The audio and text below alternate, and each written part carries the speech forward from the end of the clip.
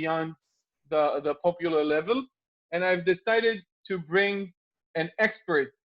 So I went obviously to look around, friends, how it is. The guys here make fun of me for like knowing everybody and bringing friends of friends and family and friends of family and family of friends and whatnot. So I got to, I said, who knows like the best people to talk about water in Israel? And I had a friend who is a water and soil engineer who said, listen, I've got the right guy for the job. His name is Tomer Malchi. He is like the guy to talk with. And we kind of connected and there was a click. And I said, that's the guy for us. And so what we're going to do today is really twofold. First of all, we'll talk a little bit about Israel and water issues in Israel, a little bit about, if I understand, history, challenges, present, future, and so forth. And the second part of today's lesson, for which I invited, I asked you to invite our friends from developing countries, especially from Africa, is Tomer is leading a very interesting company, a nonprofit organization named CultivAid. I sent you the link in last week when we talked about Tomer coming today, and I will send whatever Tomer asked me to send after the lecture. CultivAid is helping agri-tech and agriculture and water in developing countries, especially in Africa. And I said, bring your friends. It might save lives down the road and definitely might improve lives down the road and make connections. So that's the twofold benefits of today's lesson. And Tomer, I'll hand you the baton. And if I have any interruptions, you'll see I'm kind of the interrupting student in the class. I'll ask, I'll maybe comment, I'll maybe make jokes, but that's me, that. But the good news is that once you handle me, the rest of the class are like good pupils. Sounds great. If anyone has any questions while I speak, I'm always happy to have discussions. So feel free really to interrupt me if anyone wants. I'll give you just a few words about myself. So I'm really at the final stages of my Ph.D. I've been studying for about 7-8 years, looking at different types of pollutants, pharmaceuticals specifically, that are in our wastewater. And the reason they're there is when we take any medicine, the medicine goes through our body into the toilet and from there into the sewage system. In Israel, one of the things that we do, and I'll be talking about this a little more afterwards, is we recycle our wastewater and we use it for agriculture. And one of the things that I look at is looking at whether there's pharmaceuticals and residues in the wastewater reaching our plants and then reaching our produce. So I'm not going to be talking too much detail because I could really spend several hours just discussing this issue. But this is my research. This is my expertise. And during my degree, one of the things that I saw is I looked around in Israel, and through my research, I see this huge ability. I see that Israel has this capacity in agriculture and water. And then you look around the world and you're like, why is no one using this? And how come there's such a difference between what we see in Israel to the rest of the world? And kind of something that will give you a perspective is, if anyone's ever seen drip irrigation, and I hope you have, right? In most of the world, 5 to 10% of the world uses drip irrigation for agriculture. In Israel, 70% of agriculture is drip irrigation.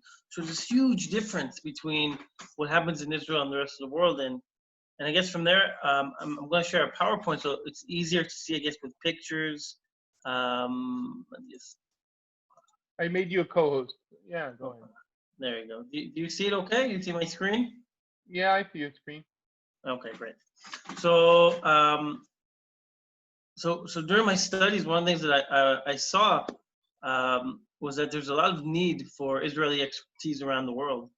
And through that, with 2 other friends, we founded an NGO called CultivAid, which is an NGO looking at how to take Israeli knowledge, Israeli technology, and transfer it to other countries. And from from doing this, one thing is that, you know, when you look at someone else and you have a friend, you learn about yourself. So for me, the same thing is when I look at different countries, whether it's Ethiopia or Tanzania or Kenya, and look at the water or agriculture system there, I learn a lot about Israel. And you know, one of the things that when we look at Israel is what makes Israel so unique. Uh, is Israel similar to other countries? Can the development in Israel be replicated to other countries? And this is what I look at a lot of times and question. You know, in Israel, we are a very unique country with a very unique history, born after World War II and after the Holocaust, and looking at the ideas of the kibbutz, and looking at Zionism, and looking at the way the population grew, um, looking at the level of education that existed, and looking at the pure diversity that exists.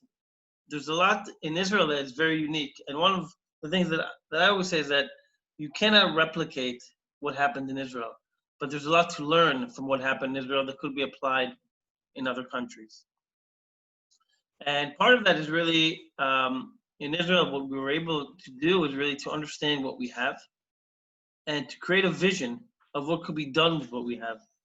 And I think this is probably one of the most important things, that when you look at Israel, you know, we're a country with very little natural resources, but somehow we've been able to look at the few natural resources that we've had and develop a vision of what it could be.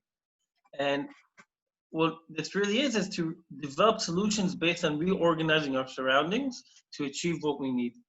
And I think in Israel, you know, something that you look at is, you know, 40–50% of the country is desert.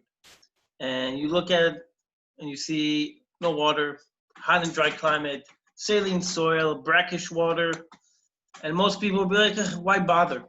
But some people, you know, they look at this desert and they're capable of seeing something way beyond it. And, you know, Ben Gurion, he looked at the desert and he said, we're going to establish civilization, villages. Who was the first cities. prime minister of Israel? Maybe worth mentioning. Yes, first prime minister of Israel, David Ben Gurion. And he said that we're going to grow in the desert. And a lot of people laughed when he said this. They said, hey, this guy's getting too old to be prime minister. But at the end of the day, he was right. And he took this vision and people followed him. And today, when you look at Israel and you look at the desert, you find these blooming communities that have really turned the desert into an oasis. Whether it's solar panels, agricultural development in greenhouses and protected agriculture, the taking of brackish water and cleaning it, these innovations have made Israel a light of technology that could be shared around the world. And when we look at the world today, you know, we look at what's really happening. We see that we're in a crisis. And I'm not talking about Corona and COVID-19, but this crisis, I think, is much deeper and requires a lot more attention than the Corona should be getting. This is what we should all be talking about when we're looking at the dangers that our world faces. And on one hand, we have a food, water, and energy nexus, which is overused. And on the other hand, we have population growth. Food, water, and energy crisis, you said?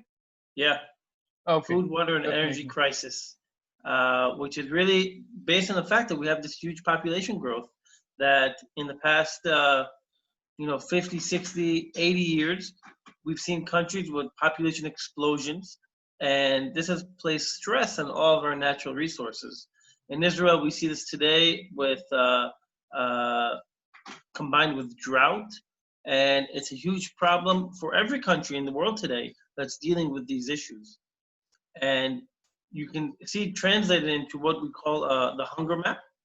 And you look at different countries, especially in Africa, and you see that over 25–30% in many countries don't have enough food to feed their populations. And when we look at, yes. Sorry for interrupting. I told you to begin with that I'm the problematic guy. This hunger map reminds me what was said at the beginning of the 20th century before the Haber-Bosch process was developed by chemists Fritz Haber, um, who made the ammonia available because uh, this this is exactly what people thought would happen in the sense that there would not be any food because agriculture could not sustain the growth of population. But then there was a chemical miracle, so to speak, and the Haber process made you know ammonia and and fertilizer available all around. So Right. what's the next chemical miracle or technological miracle? It's a good question. And before even technology, and I'll get to it. And if you give me a few more slides, I'll answer your question specifically on what's really needed. Um, I really want to skip through, but maybe just for that everyone's on the same page as us, I'll just go through this very quickly. Um, and one of the what's really important here about this hunger map is understanding why many countries are where they are today, and a lot of it has to do with this idea of population growth. Okay, when we look at what's happened since the 1950s, countries like Afghanistan have gone from a population of 8 million to 35 million. Countries like Ethiopia have gone from around 20 million to over 110 million people. Um, and this is something that we see all over the world. And one of the problems is countries that don't have the infrastructure before and still don't have it today are facing a strain on all of their natural resources. So it's exactly, what you're saying is a lot of countries are still not using the fertilizers and ammonia that were developed back then. And the agricultural revolution has not happened in every country. So part of it is understanding how do you make this happen. And it's an issue of markets. It's an issue of getting people to have the right knowledge in order to know how to implement them correctly. If we could take what's happening in Israel today and just transfer it like that to other countries, we will be solving a lot of these problems. But the idea of how do you actually transfer not just technology, but also knowledge? And that's what we're really questioning. And if we look at where this is going and the population growth that is going to continue into the 2050, we see that there's going to be a huge population growth, mostly in Africa. And this is why agricultural development needs to take on and transform into new models in order for it to actually work. And if we want to see what this means in terms of nutrition, I think this picture says it all. If we look at Germany, it's what is considered the developing world. This is what a family will eat in 1 week. And if we look at a country in Chad and see what the average family eats in 1 week, we see this huge disparity. Okay? And when I see this, and I hope that everyone here agrees with me, this is more important for the survival of the human race than we can think about COVID-19. More people worldwide suffer from malnutrition than they do from COVID-19. And this is why, for me, this is something that needs to be on the front headlines of almost every newspaper. Something that's very close to my heart because this needs to change. Something here needs to shift. And CultivAid, and I just want to make order. Netanel, you said I'm going to be talking, I just kind of switch the order. I'll be talking about CultivAid, so you know my perspective, and then I'll be talking about Israel's own water system, and we'll see what we can learn from it. But when we look at my organization, CultivAid, we look at how to develop knowledge in order to be able to transfer technologies. How do we take Israeli drip irrigation and start using it in other countries? And you can see here some of the pictures from our work in Ethiopia, where we've been working for the past 6 years, really transferring knowledge and developing the professional skill to undertake these types of projects. This is one of our fields. Can you see the video all right? Yeah. Yeah, so this is one of our projects, and you can see the agricultural production going on. It's very similar to what we have in Israel, very high yields. And the emphasis here is on taking young Israelis, young Ethiopians, putting them together to actually work side by side and learn from each other on how to grow crops together. We look at reservoirs and irrigation systems. We look at drip irrigation. We look at sprinkler systems. We look at vegetable production. We look at fruit trees and fruit tree production. Avocado is something we look at similar to the orange industry in Israel, something that's meant for export. And today we're developing it in Ethiopia. We look at modern technologies. We're not trying to take innovative technologies that are made for developing countries, but these technologies work in everywhere else. So we're bringing stuff that works to start being able to implement them in Ethiopia and other countries as well. What we see is with the right training program, these systems operate with local professionals. You know, something that we see people are able to do, people are able to operate. It's just a matter of getting people the right experience so they can do it themselves. We look at seedlings, production of seedlings, and looking at entire inputs for agriculture, which is something that requires market access and accessibility, which is something that we work with different companies around the world to make sure that these products are now available in different markets. Our production in Ethiopia, we produce about 100 to 150 tons of tomato per hectare, compared to somewhere around 1 to 5 tons per hectare of the average farmer. So we're able to increase yields by a huge amount, on average 20 to 30 fold the amount that most farmers are producing. And this is really the key use of Israeli technology and innovation to actually be implemented anywhere. And we can dramatically improve agricultural production, nutrition, and through it, save lives. I'm going to skip this because this is people showing in our training program. But at the end of the day, what is important in Israel, and I think it's important for other countries as well, is this idea of knowledge. How do we develop knowledge? How do we create knowledge? In Israel, there's what we call the knowledge infrastructures. It means lots of education systems. The higher education system in Israel is one of the best. And even in agriculture, our agricultural researchers are critical towards producing the agricultural production technology that exists today. But when we look at knowledge, knowledge is not developed by just reading books. In order to really get tacit knowledge, we need to have hands-on work. And this is what my organization, CultivAid, really looks at doing, how to create hands-on activities so people are learning by doing. Our internship program is really the main way that we do this. We have both interns who are local and international working together, learning how to implement Israeli technologies on the ground. So that's really all I'm going to say as my intro to this with CultivAid, so you have you know who I am. Are there any questions before I get into Israel's own agriculture and water sectors? No questions. Good.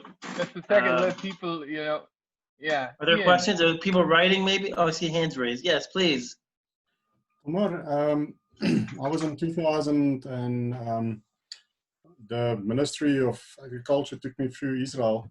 And I went through all of your agricultural desert research stations, the water research stations, and so on. My name is Ian Stein.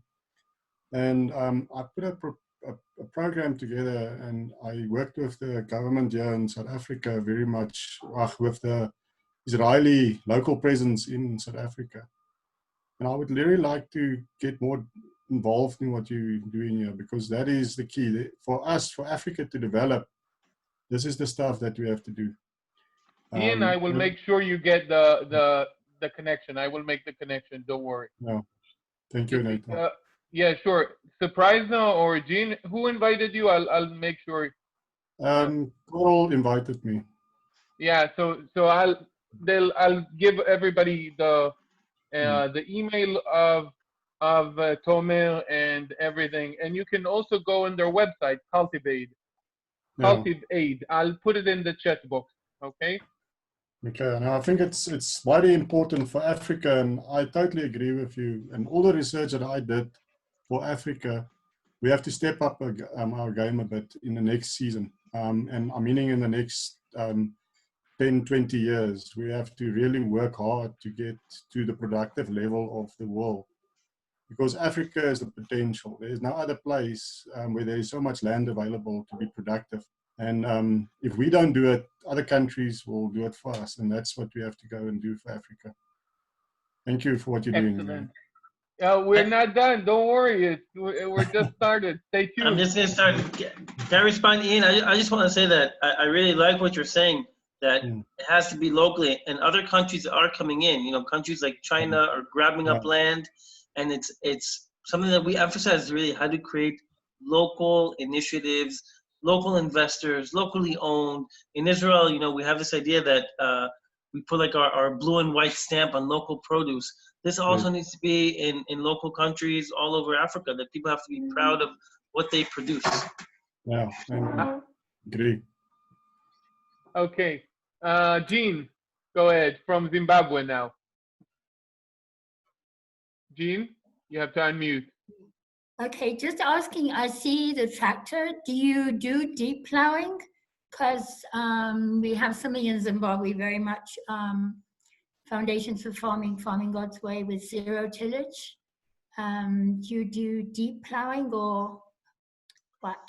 So it depends. It depends really on the type of soil and the conditions. It's true you shouldn't deep plow if you don't need to, but when you have very clay soil, you have to plow. תבקש מאמא דף הוראות אחד. תביא לי דף הוראות אחד מלמעלה. Netanel, I think you're not unmuting. Yeah, okay, sorry. Yeah, go ahead. I just wanted to show everybody, and I'll show it later on, this made in Israel, because one of the things my wife makes has this made in Israel stamp on it. Yeah, that you've talked about, the blue and white kind of a pride. Yeah. Simon. Hello. Quick question. When you talk about the increase in agricultural production, is that predominantly due to better irrigation and technique, or is it due to genetic modification and chemicals? So it's combination. We don't use GMOs, mostly because they're not legal in a lot of countries, and we don't need to use them. So we don't. Okay. There's no reason to.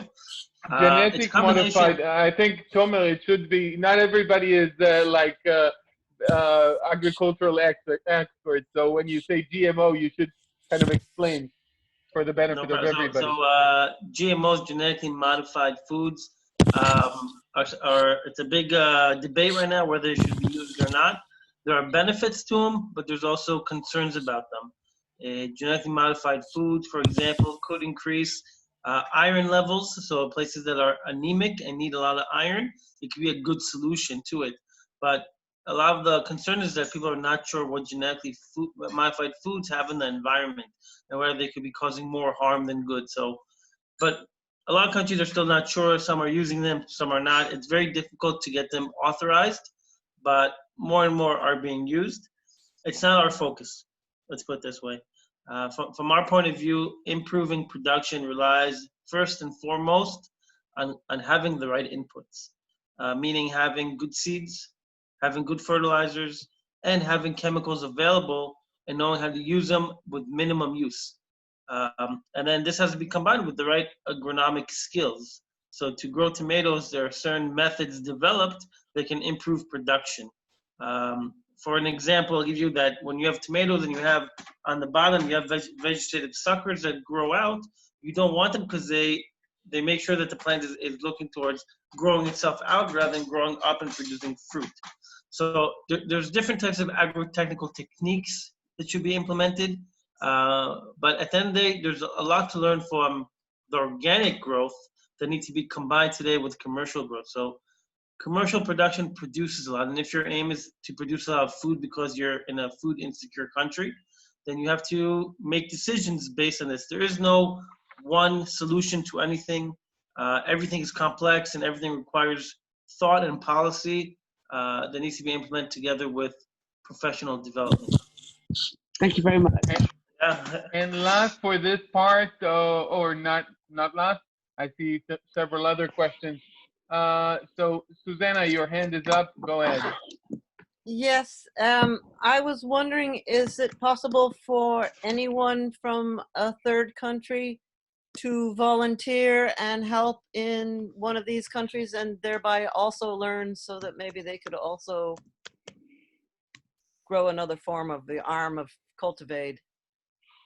It's a good question. It depends what you mean. We technically don't have volunteers. We work with an internship program. So we take people who have a desire to become agronomists, and they're the ones who work with us. We have yet to actually recruit anyone outside of the countries we work in. So right now we work only in Ethiopia and Tanzania, but we've had many requests from people from other countries to come in. It's something that we're looking at, but it hasn't been established yet. It's definitely a possibility. Okay, Okay, thank I you. see. Well, let me just add, we have had, I'm just saying, we have had agronomists from other countries like the United States and Canada and Europe partake in our internship program from the other side. So internationals have come in, and we're definitely open to anyone from any country who wants to apply for the international agronomist. People who have skills and are looking to share that skill. Thank you. Munyazi, do you have a question? Your microphone is open, so I guess you have a question. Munyazi. Okay. Carl? Yes, thank you, Netanel. I do very much similar projects like what Ian discussed earlier. So we work with the World Bank program, and more specific, their Spoken Hub model supported by IFAD and their specific technical assistance fund. So our involvement involves also entities like Netafim, which is an Israeli-based irrigation company, Right, and the driplets. what you are showing us is indeed No, I said the interesting. driplets, Netafim. Yeah, go ahead. Yeah. So we are operating also in Kenya, Tanzania, Uganda, Mozambique, South Africa, and now we are going to do another project in Ghana. So it will be of quite interest to liaise with you after this discussion. Yes, I will make Thank sure you. to make the introduction. Don't worry, Carl. Thank you. Thank you very much. Thank you. Yes. So, okay. I think we're continuing to talk a little bit about Israel, but before we do, I want to show you. I don't know if it shows. I will just a second. Can I just ask something? Oh, go ahead, Jean. While you're asking, go ahead. Yeah, I just see Ernest, who's from Zimbabwe, with TIF Fund. He just is asking on the chat group, is there an opportunity for Israel to run short-term courses that can support our local farmers in Africa with such simple techniques? Are there any short-term courses that can be run? There's definitely courses available through Israel's Foreign Development Agency, Mashav. But currently with the COVID-19, I don't think there's anything running at this point, but it's a good place to look at. But these are courses that bring people to Israel for trainings. There's not enough trainings going on the ground. It's something that we can always discuss and see if there's something that we can do to help implement such trainings. But again, my emphasis is that short-term trainings are showing to not be very effective. Training needs to be long-term. Agriculture takes time. You know, you have to have several seasons of experience to understand fully what you're doing. So training needs to be long-term, and we need to develop professionals who can then train farmers. I don't train farmers. I train other professionals who then can train farmers locally. So this is what needs to be done. Okay. In my opinion. Okay. Excellent, Tomer. We'll get a lot of connections out of this meeting, and I'm sure it will help people down the road. Just to show you, I don't know if it shows. It shows the Tomer. Can you see? Yeah. So you see this hat, this blue and white hat. It says produced in Israel. That is one of the instructions for one of my wife's games that she makes. Yeah. We're not selling it yet abroad. Come again? We are seeing the screen of Tomer, not yours. Oh, yeah. Just a second. So I'll do this. Tomer, let's see. Yeah, let's do speaker's view. Just a second. And okay, speaker's view. You should be able to see me. Okay, and here there is this what Tomer talked about. Israeli pride. This is if you manufacture in Israel, or at least most of the work, or you get this approval to put on your product, this manufactured in Israel.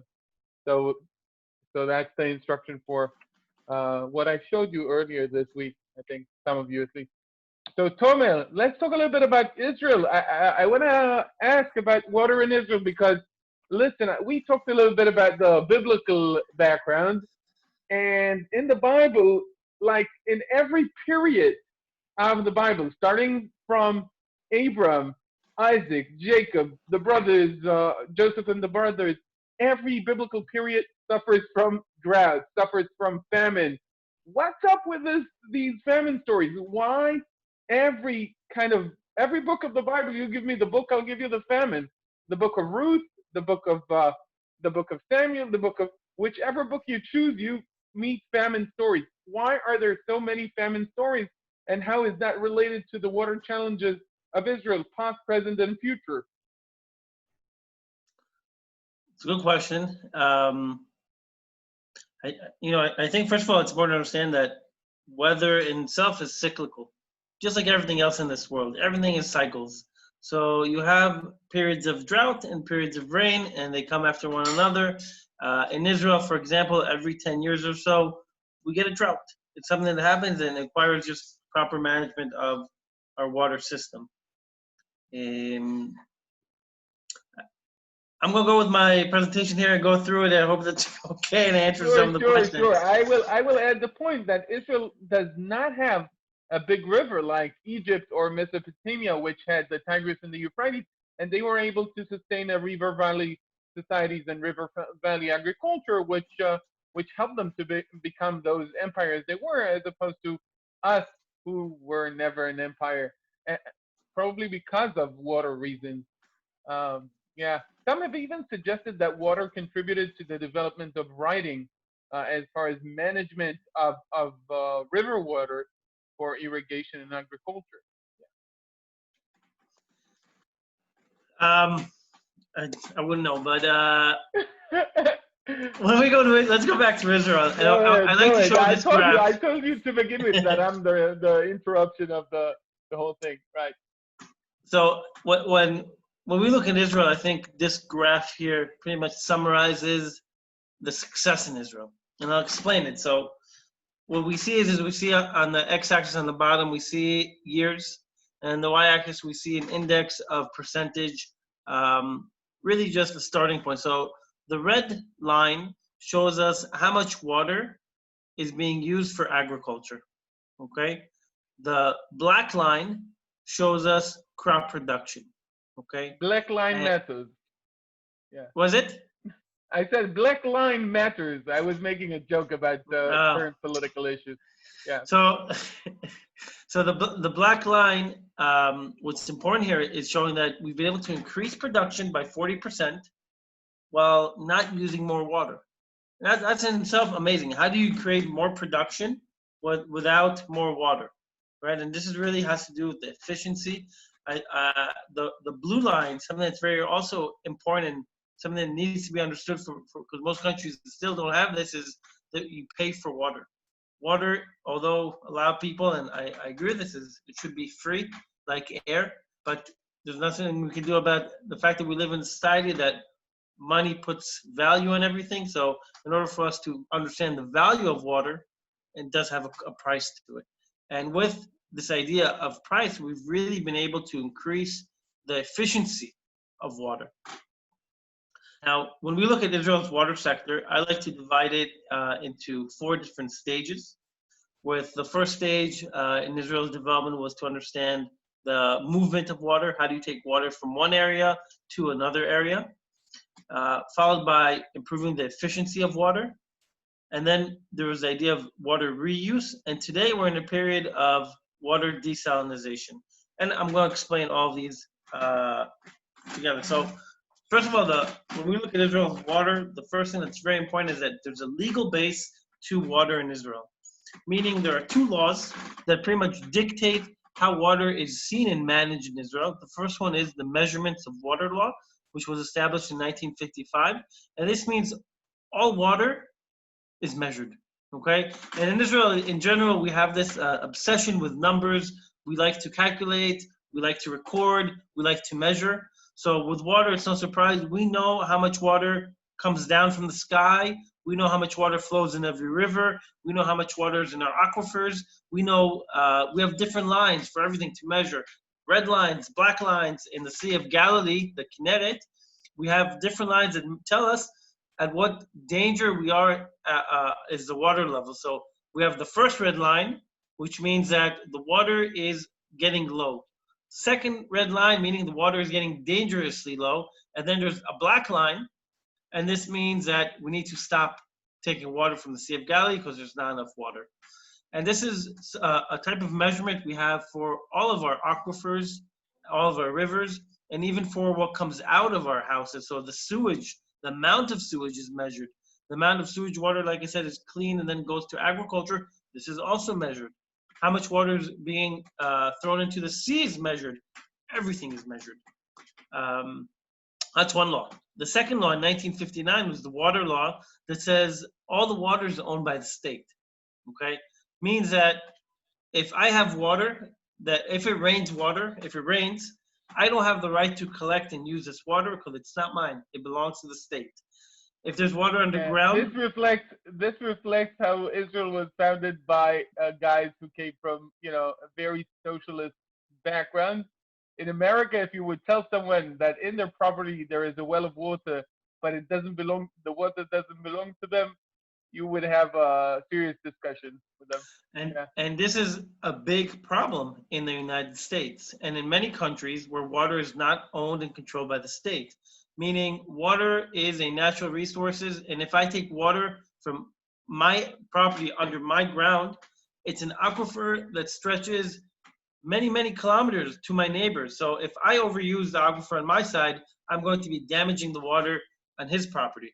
So there's a lot of sense, and yes, it is socialist, and it's correct the way that public water, just like air, needs to have more than just a private ownership of it.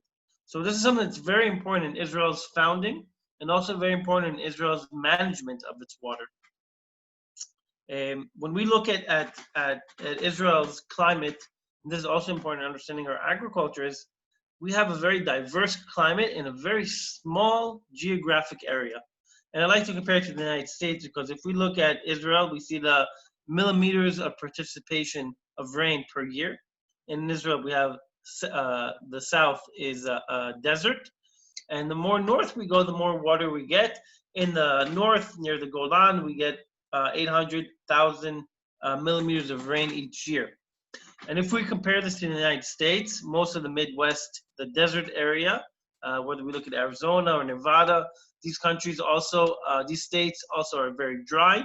And if we look at California, we see that California has the same type of variation in climate, but California is much larger than Israel.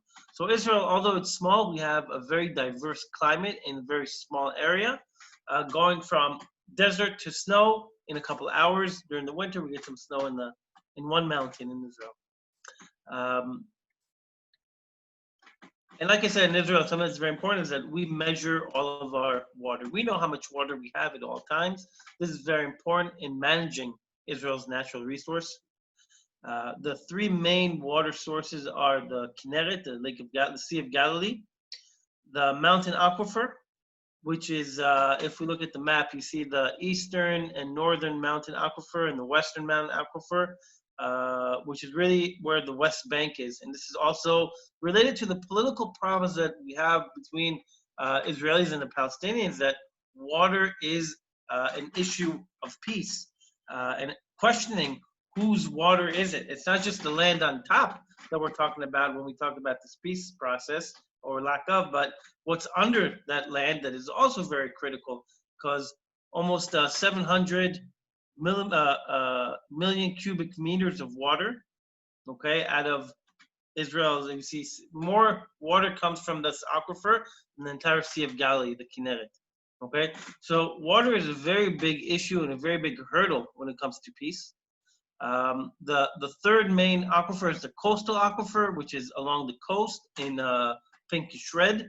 And there are many problems that we face here, meaning that we often have to contain and make sure that seawater does not enter this aquifer, because if it does, it will turn the water into saline, and then treating it becomes a very big problem. It becomes much more expensive since you need to now desalinate it as well. There's also problems of pollution. Different factories are on top of the aquifer that are spilling either wastewater or industrial waste into the aquifer. Less today, maybe 30, 40 years ago, this was a bigger problem.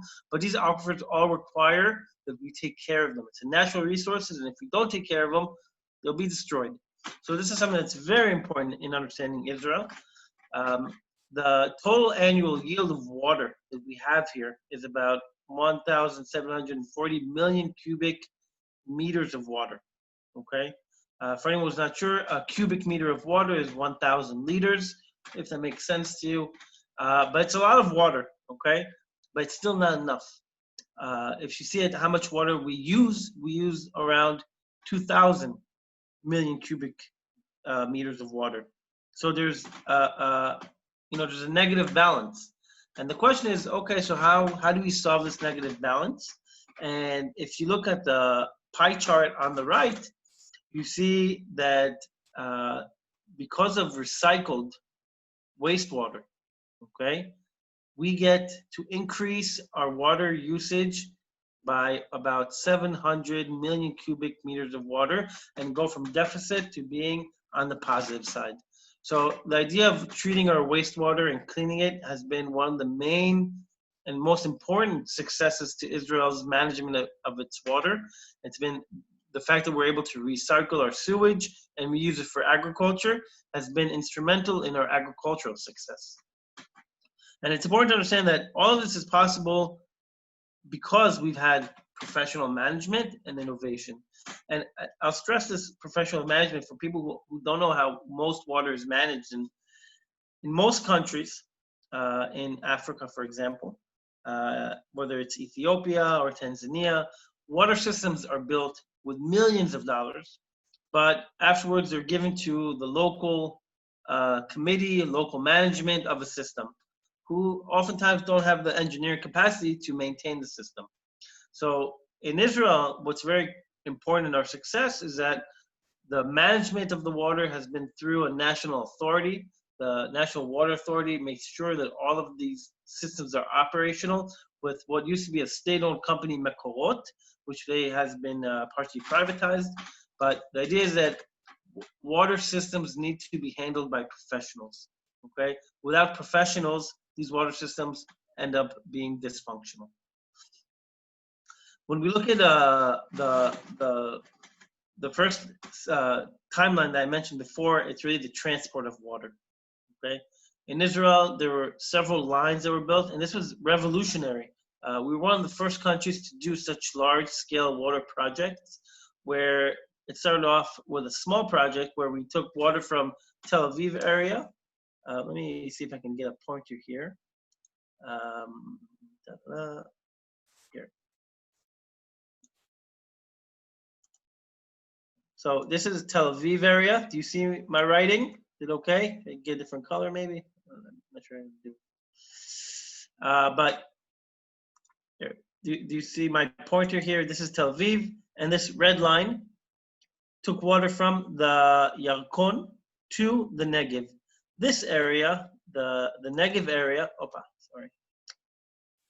this area, the Negev area, this area here, is one of Israel's breadbaskets. Okay, this is where we have very fertile land, but there's not enough water.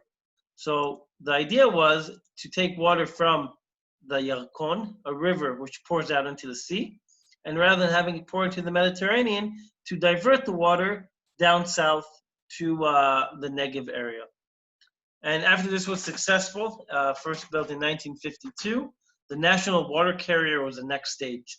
And the national water carrier took water all the way up here from the Sea of Galilee, this right here, and transferred it to the south. Now, this area in the north is hilly. It's very difficult to have the same type of production as you have on the flatlands in the Negev area. So water was taken from the north and transferred down to the south. And this is very important because also the idea of settlements and putting people on the ground, this area was a lot less populated. So by bringing water, you were able to build communities that before were not able to exist in this dry, semi-arid area. So the national water carrier was one of the first of its kind, and today it's being replicated. There's in California now, just finished today, in 40 years, 50 years after this, the United States built the All-American Canal, which is a replicate of the national water carrier in California. The third water transfer that was done, which is very, very important, is called the Negev Shafdan. The Shafdan is Israel's largest wastewater treatment facility. And before the 1970s, wastewater was cleaned and thrown into the Mediterranean Sea. But why waste water? And this clean water was now moved, instead of into the Mediterranean, also into the Negev. And today in Israel, I'm not sure how many people have been to Israel, but when you see purple pipes, this is a sign of treated wastewater. Today, the national carrier is something different. Because of the desalination of water, there's a lot of new sources of water. And I'll talk about it a little more in a second, but today the water transport is not just from north to south, but also going from south to north, from the areas of where the sea is to the north, where today, due to drought, we need more water to give Sea of Galilee. This year we've had enough rain, thank God, so this year we're okay, but in the past few years, the desalination of water and the transport of desalinized water up north has been instrumental in protecting a lot of the agriculture in Israel. Boom. How do I?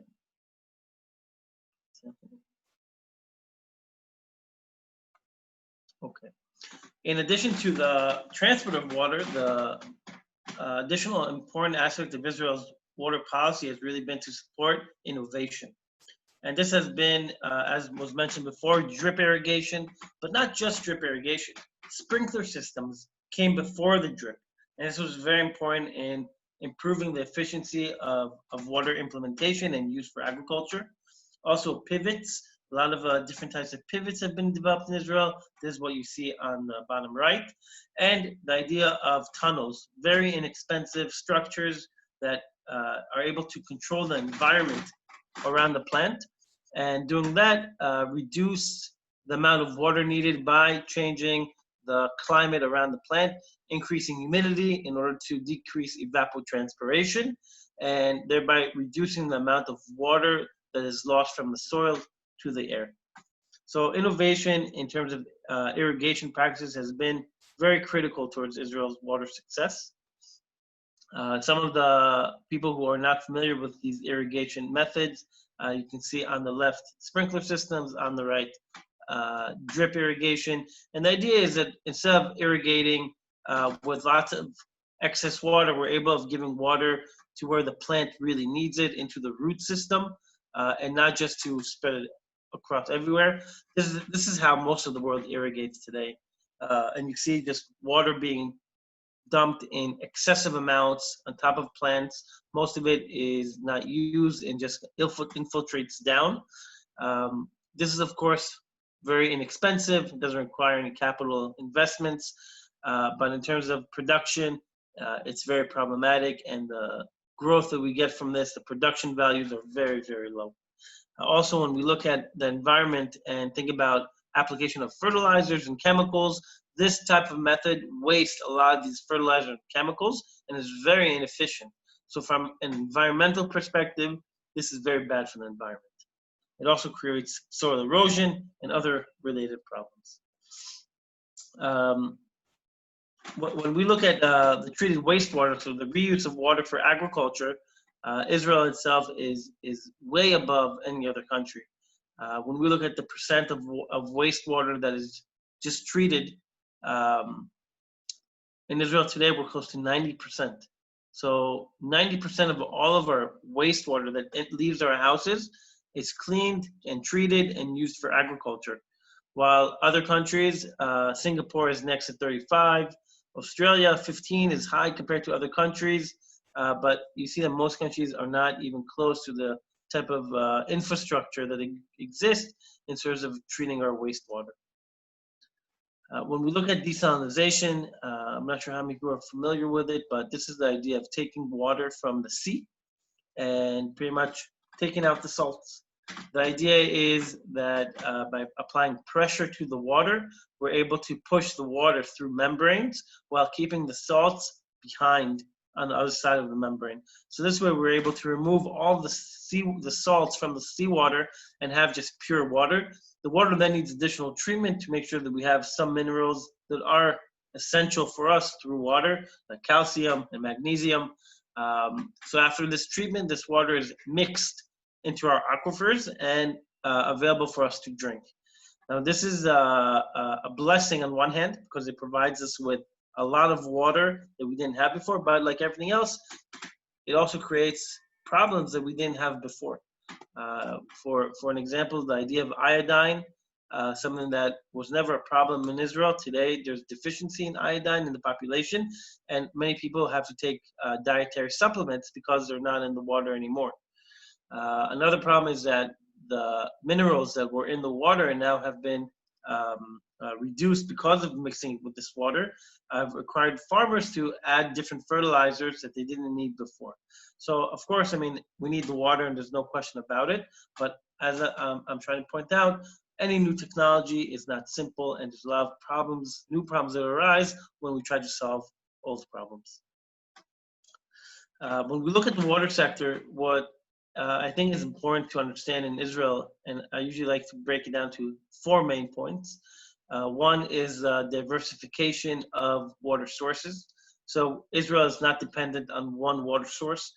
We diversify, whether it's the Sea of Galilee, the aquifers, treated wastewater, desalination. We use them all together and we see them as one system that always has to balance against the other. We look at efficiency, it's something that is always there, whether it's different types of technologies, educating the general public on water conservation, and introducing new technologies, something that is promoted by the government. 3 is the idea of regulation and professional management. Israel's engineers and water experts are some of the best in the world, and they make sure that water is being managed at the highest standard. And 4th, the water sector charges in a way that it aims to be self-financing. So people pay for water, and this payment goes back into the water system. So it doesn't go into a general government fund, but rather goes back towards financing the water system and making sure that it's functional for generations to come. Before I go to a little more about Israel's agriculture sector, Netanel, should I stop for questions or keep on going? You're on mute, Netanel. Yeah. I didn't want to interrupt. So I have a question. As far as the previous 4 main elements of Israel's water success, how much is this public education relevant? Because I get the feeling that it is like minuscule in its effect. You know, when I think about it, you know, as far as the numbers. So back a few years ago, there was a huge drought in Israel. This was this is about 10 years ago, before the desalination plants were up and running. Right. בינתיים סוגרים את המים, right? Yeah, exactly. And the drying, the model who had the phase drying. But that's what my point, you know, desalination was much more influential than people like closing the tap when they're brushing their teeth or something like that. So in certain cities, the water consumption was reduced by 10 to 20% because of these campaigns, which is a lot of water. Okay, but cities is to begin with not the main consumer. It's like agriculture. The water. Agriculture is by far the main consumer, but we have to look at price. And at the end of the day, if we're able to conserve water, the price of water for everyone goes down. So it's an economic point of view. And if we care about our agriculture, conserving water will save the cost for our produce. It will reduce the cost and everything. So it makes sense if we understand from an economic point of view. I don't think that the explanations by the Israeli government have been good enough, and the incentives have not been strong enough. They could always be stronger, but they're much better than other areas, other countries. So it really, everything is relative when it comes to this. But today, you know, you still look at kids at schools and they're educated about conserving water. And it's important to look at water from a conservation point of view. Kids today will tell their parents to save water. And it's important. It's important that we understand that water is limited and that it's expensive. Expensive, yes. Now with the desalination, water consumption, like for domestic, for domicile usage, is not really limited, right? You know, I can keep the tap running. You could, not that but I'm keeping it, you know. it costs you money, first of all. Right. It costs, I really pay for it's it. energy. Yeah, I really pay the price for it. So It's energy to produce it. Like right. the production of desalinated water, energy-wise, is very expensive. It's a lot more efficient than it was several years ago, but it's still compared to the cost of producing water from an aquifer or from rainwater, it's 4 or 5 times higher in terms of the energy requirements. So it's Instead, not the prices for citizens are covering these costs and even more. That's what you know, the beautiful things about Israeli system. It's not subsidized, at least for the home consumption. I actually pay for that. You're paying for what you're drinking now. So that makes the system work. Right. Carol, I see you have a question. Yes, thank you. Thank you, Tomer. This is really fantastic. Within the context of the annexation plan, what is the status of the Western Aquifer? This issue gives me a migraine when I think about it. So I'm not 100% sure of where it stands, but from most of my understanding, Israel will maintain control of the water. It will remain under our control. Because I looked at a map last night. I think I sent a copy to Netanel, and I noticed that the Western Aquifer is 100% east of the so-called Green Line. Yeah. So whoever drew that line, they were making trouble for us. Anyway, you know, the problem with it is much greater, because a lot of the pollution that goes into these aquifers are from different industries in the West Bank that there's no regulation around them. So there needs to be better regulation of these areas, and you know, it's in our interest for some kind of collaboration. You know, even if you look at the West Bank, if you look at Gaza, all of the sewage from Gaza is being spilled into the Mediterranean Sea, and then this is just going up north into Ashdod and Ashkelon, and people who are there going to the beach are swimming in sewage from Gaza. Yeah. And there's a lot of reports showing that there's a lot of contaminants in that water. So, you know, when we look at anything from an ecological point of view, you know, peace is something that's way beyond our politics. And the idea that people need to get along because it's good for the environment needs to you know, all of our ideologies, doesn't matter if you're left or right, it doesn't even matter. From an ecological point of view, I mean, we're destroying the environment because we have hate for one another. It doesn't make sense. Right. Thank you. Yes, Tomer, is there a problem with desalination causing an increase in the salts in the sea? It's a localized area when it does happen, but usually what they do is they don't dump it very close to the coast. They dump it out many tens of or even 100 kilometers away, so it mixes around. There's no evidence that it's creating a problem, but on the long term, it's something that's really not known. Yeah, but at the end of the day, the Mediterranean Sea is big, and it's also connected to the Atlantic Ocean. So, right? I've just heard that all over the world that the oceans are getting saltier because of rivers and things and agriculture having water go into the ocean. When we look at large bodies of water, there's chemistry behind them. And what we look at is we can look at water chemistry itself to get the point of saturation. At the end of the day, most of these oceans are saturated. So adding additional salts will just cause salts to become solids and sink. I don't think that we have enough influence, as much as we like to think of ourselves as humankind as all influential. I don't think that we're capable of really influencing oceans to that degree. I think it's much more like we would have to really magnify our effect a lot in order to influence oceans to that degree. But global warming could do it. I think that's a bigger, the idea of CO2 going into the water and actually acidifying it by creating more hydrogen in the water is much more of a bigger problem than desalinizing. Suzanne. Yes, I've heard that in Israel you can make water from the air. Yeah, there's cool technologies coming out. It's not scaled up yet, but it's really in the innovation phase where water, because we have water in the air, right? Humidity is water in the air. And there's now machines that are capable of condensing the water in the air and making droplets of water from it. They're now starting to be implemented all over the world, but they're still they're expensive, and that's really the big issue now that they're trying to cut down the cost of it. But yeah, it's a technology. So they are very expensive. Say again? Are they very expensive? I don't know the price. I really don't. I know that the main hurdle right now is that they're very costly and they can't compete with other water sources yet.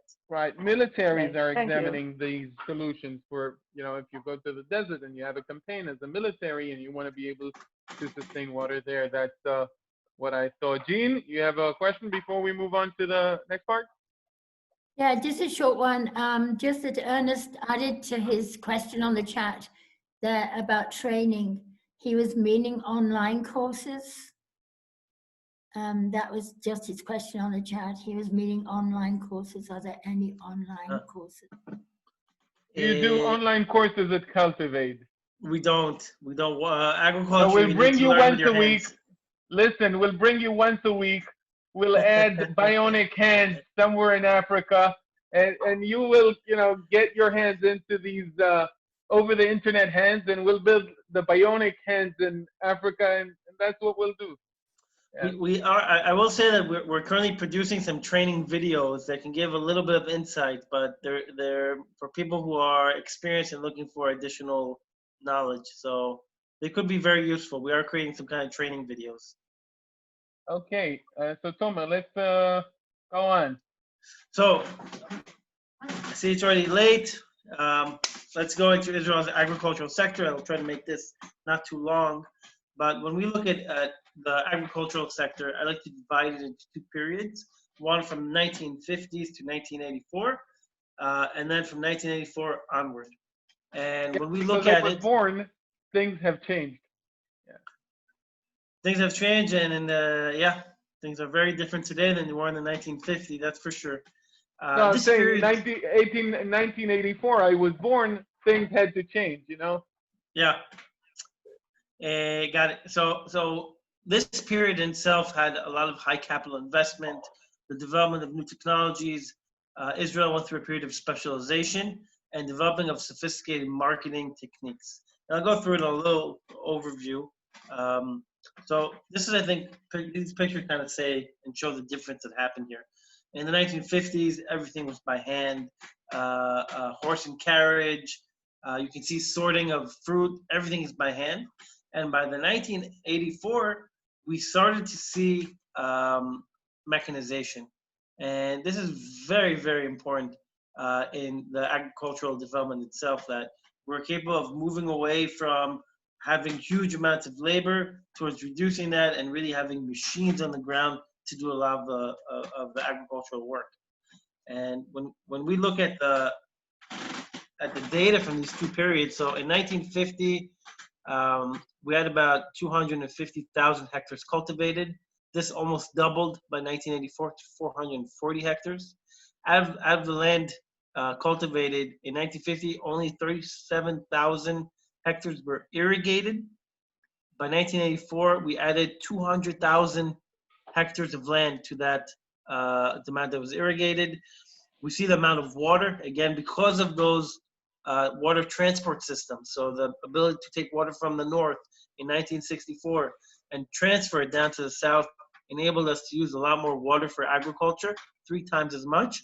And while all of this production and increased activities happen, you see the amount of workers employed going down because of mechanization. And these are the type of figures that we can see equate to agricultural development. So reducing the amount of labor force through mechanization, increasing our profitability, and increasing production. I'll give one example. I think it probably says it all. Is the citrus development in Israel. Today a little less than used to be, but used to be when you went around the world and you saw a Jaffa orange, you would be very proud. Again, going back to this made in Israel, the blue and white tag, you would be proud to see an Israeli orange on the shelf. I still feel that I was in France a year ago and seeing Israeli made bananas, you know, it fills me with pride, saying like these are made by Israeli technology, Israeli knowledge. I will say that, you know, a lot of it is in our heads, and not all of it is real. The Jaffa orange is actually developed back during the Ottoman Empire, and not under the Zionist. Once we right, actually, the Templar Christians. It was Christians who developed it. The Templars. But the ability of Israel to take on the Jaffa orange really was this export-oriented production. What happened was in the 1970s, citrus was seen as a way to bring in foreign capital into Israel, and over 40,000 hectares of citrus trees were planted.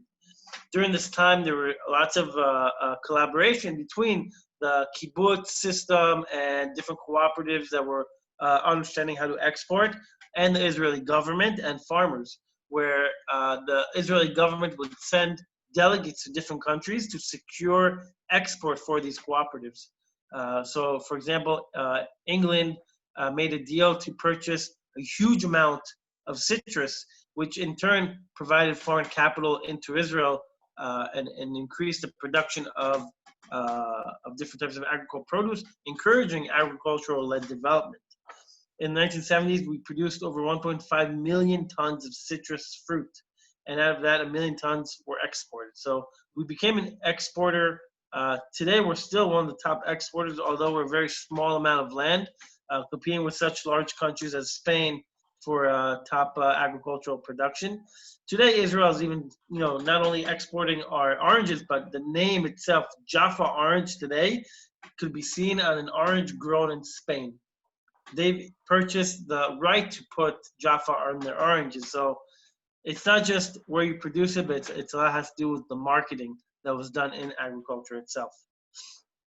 And I think also what's important in Israel is this image of agriculture. When you look at agriculture around the world, usually you see poor farmers, people who need help. And in Israel, from the beginning, the idea of that agriculture equates to power was done by the state. You look at, you know, the idea, and I'll start with the left, you see a person with a plow in his hand, and behind him, the soldier from the Maccabi times. You know, the idea that the farmers are the new generation of Jewish warriors, that being strong and working the land is an ideal. And this has really helped shape agriculture to be respected and not seen at the lower rung of society, but rather it's something to be proud of. And today, people like me who are agronomists are very proud of our profession. We see it as one of the top skills and one of the most important skills in society, and not at the bottom end. So the image of agriculture and farmers has been very, very important also in Israel's development. And again, just to kind of summarize this period of 1950 to 1984, really, as I said before, there was a big reduction in labor costs, while there's an increased use of both water, fertilizers, and different chemicals to increase the productivity. The knowledge infrastructure is very, very critical, and this was developed from the beginning of Israel's establishment. And I want to talk a little bit about the knowledge infrastructure, because this is really one of the most important aspects of Israel's development, not just in agriculture, but across any industry. And it's the idea that knowledge is critical and the knowledge needs to be developed. In Israel, in the 1870s, there was already the establishment of agricultural schools, which helped to create the knowledge and the hands-on ability on how to grow different crops. In 1921, the Volcani Center was established, which constitutes a lot of the practical research that was done. When we look at the different types of tomatoes grown using saline water, because it makes them sweeter, it's something that was developed by the Volcani Center. And even the establishment of the Faculty of Agriculture, which is where I am also studying, we see that... 10 minutes from my house, roughly. Nice. Gedera.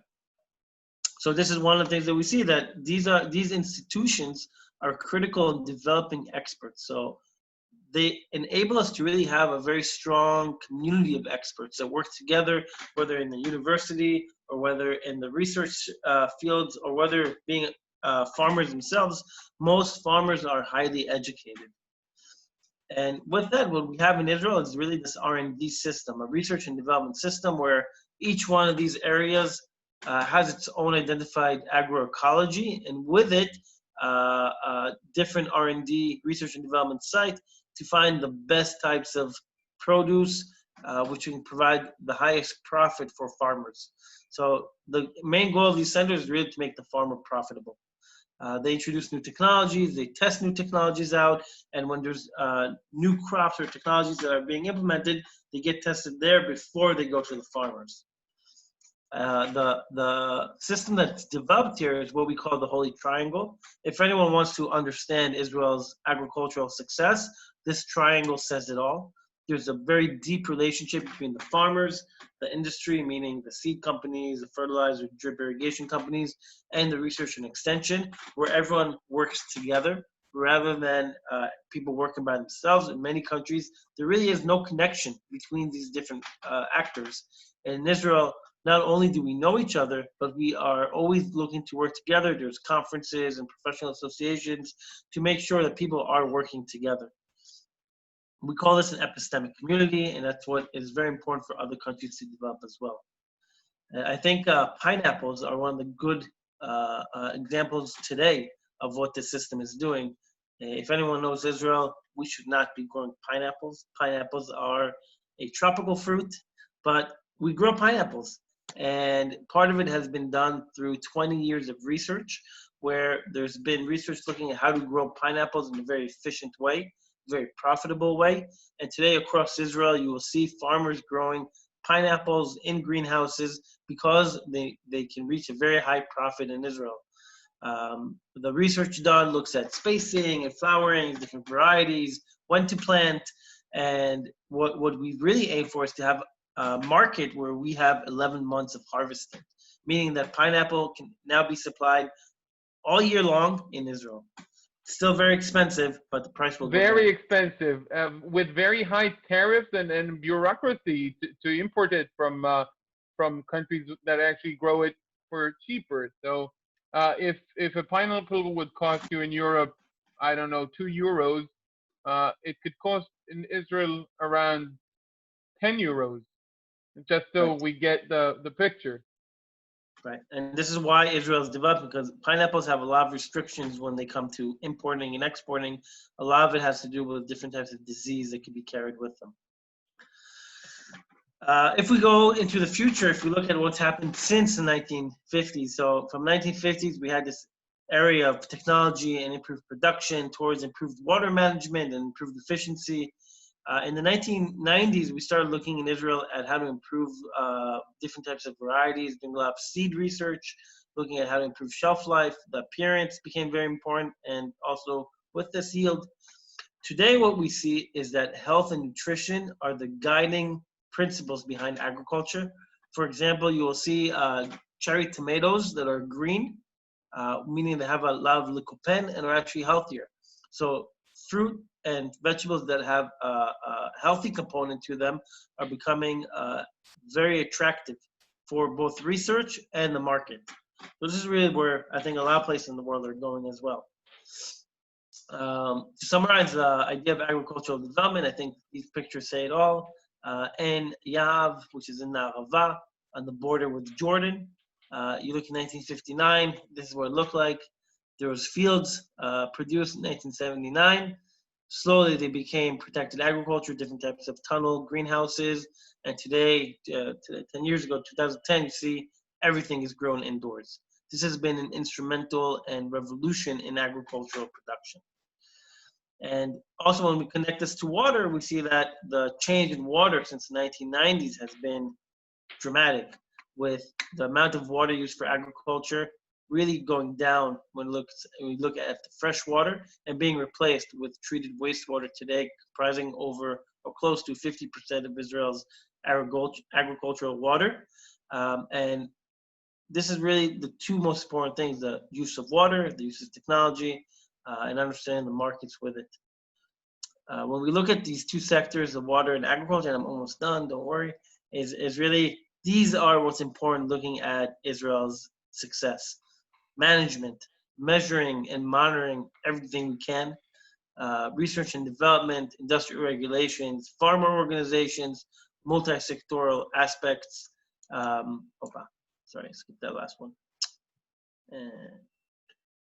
And really the structure of the moshavs and the cooperatives have all been incredibly important in developing Israel's agriculture and water industries. With that, I'll say thank you. There's a picture of our staff in the field before Corona. Just a second, Tomer, you're not running away so quickly. First of all, I want to, just a second, let's see if we can, I'll just share something and then stop sharing. So we can, or you can stop sharing. Yeah, I'll stop simply. And then we have this thing we do here. We do this view gallery, and then we give you clap. We're clapping our hands for you. Thank you for coming. And I'll take a picture for it so I can send it to you. Okay, so that's one thing. Secondly, thank you very much for coming. That's indeed. Thank you. Yeah, we all love.